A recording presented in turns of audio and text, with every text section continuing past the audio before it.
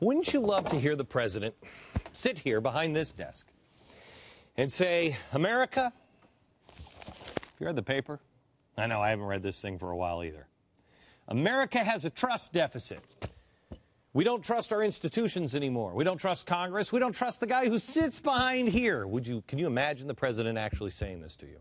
We don't trust the Supreme Court. I know, because it says it in the paper, I don't trust. Everyone is cutting a deal. Everyone has a horse in the race. You can't trust anybody because everybody's looking out for themselves. Liberals and conservatives, both of them. Republicans and Democrats, both of them. Wouldn't you love to hear the president say this? You can't trust the media. Because what I read in the New York Times is slanted to fit an agenda. I go over someplace else, it's slanted to fit an agenda. Hello? It's wrong. Truth is truth. I'll find your agenda right here on the editorial page. Unfortunately, it's throughout the whole thing.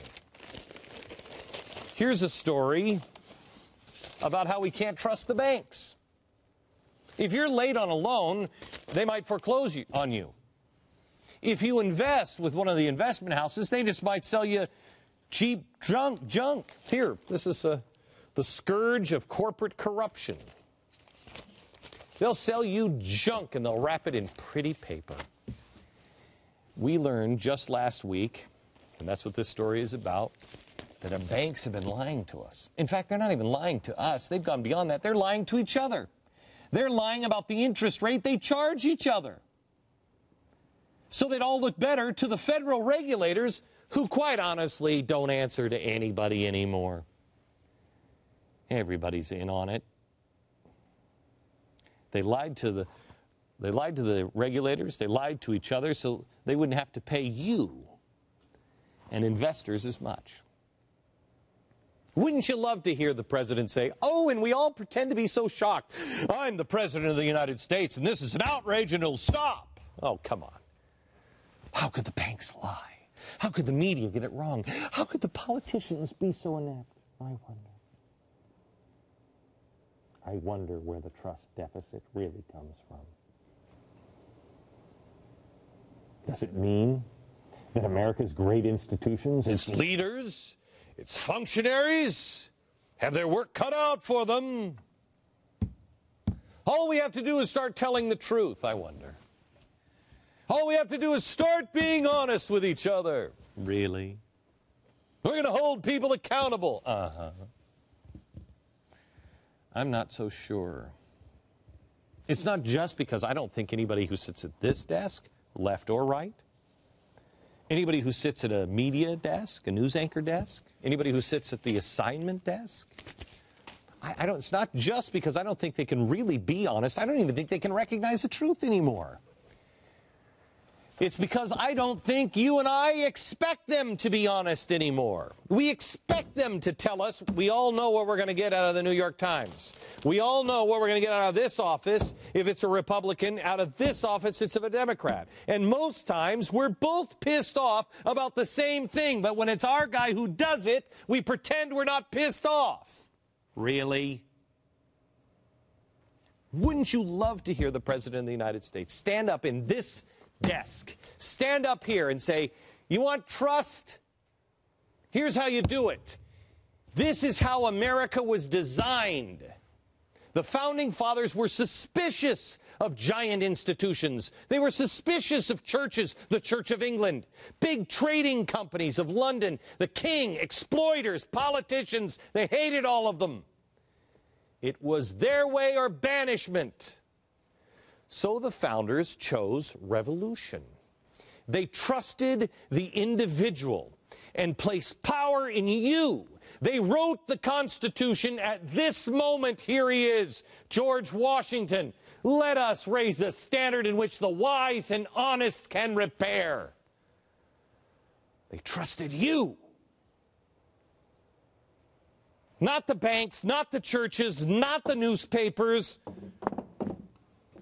You. They didn't want America dominated by a new church, a new king, because they knew at the heart of trust in an institution would be dependency. You would depend on them to do it. Trust is wonderful, don't get me wrong. Trust is at the heart of friendship. It's at the heart of all enduring human relationships, especially marriage. But trust between people is a two-way street. I trust my wife, she trusts me. We both care about that, but trust between you and an institution is a dead end. The individual trust, the institution doesn't give a flying crap. They're indifferent.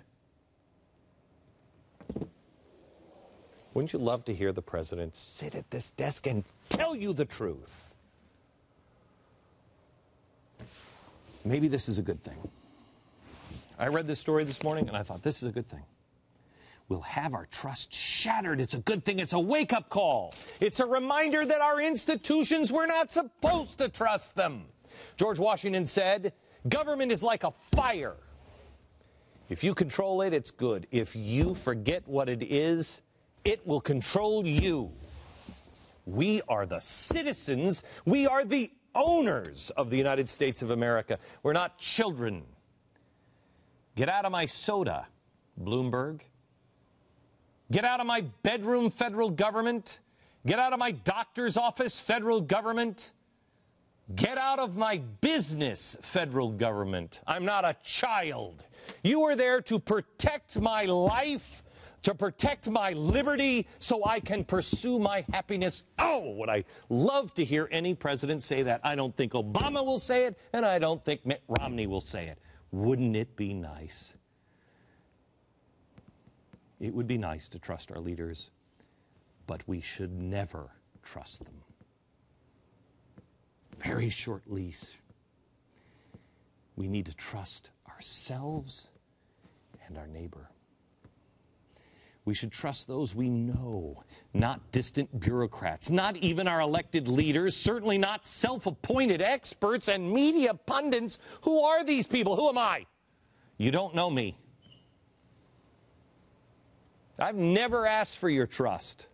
I've asked you to do your own homework. Be independent. It's not about personalities. It's about the truth. Find the truth yourself. Don't trust anybody.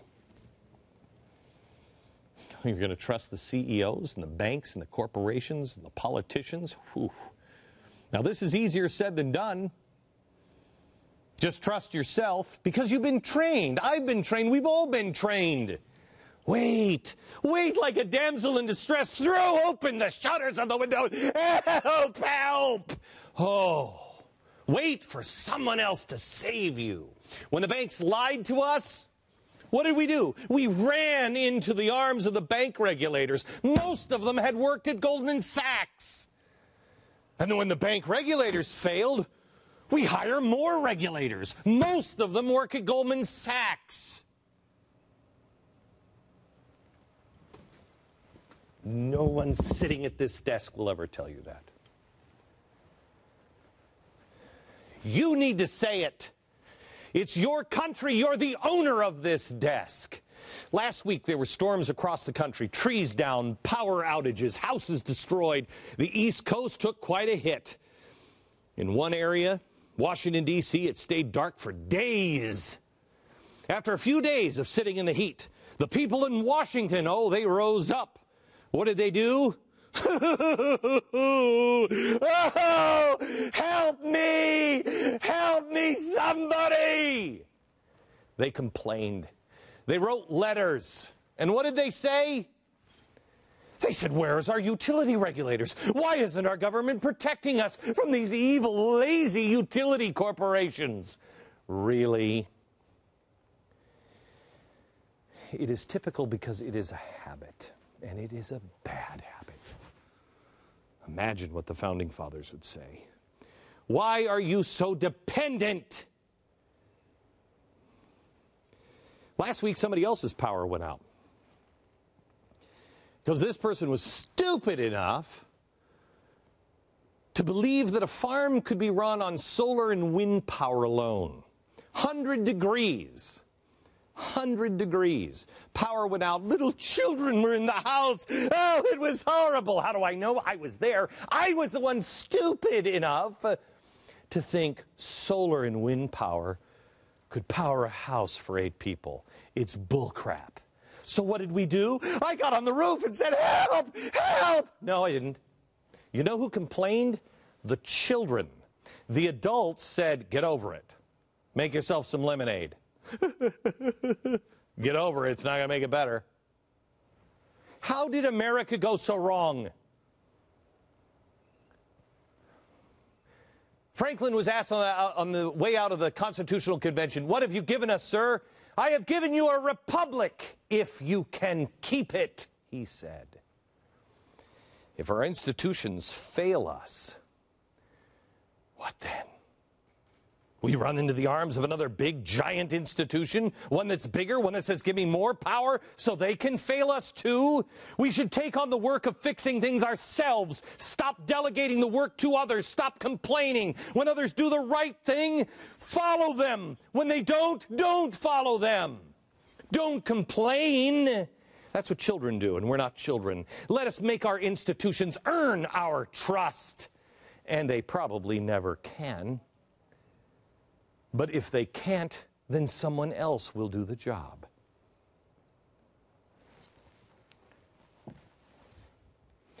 It can be done.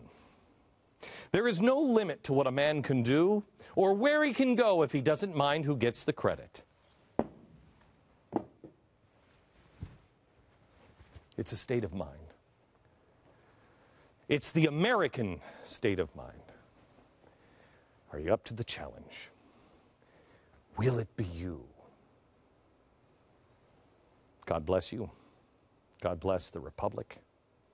Thanks for watching. From Dallas, good night, America.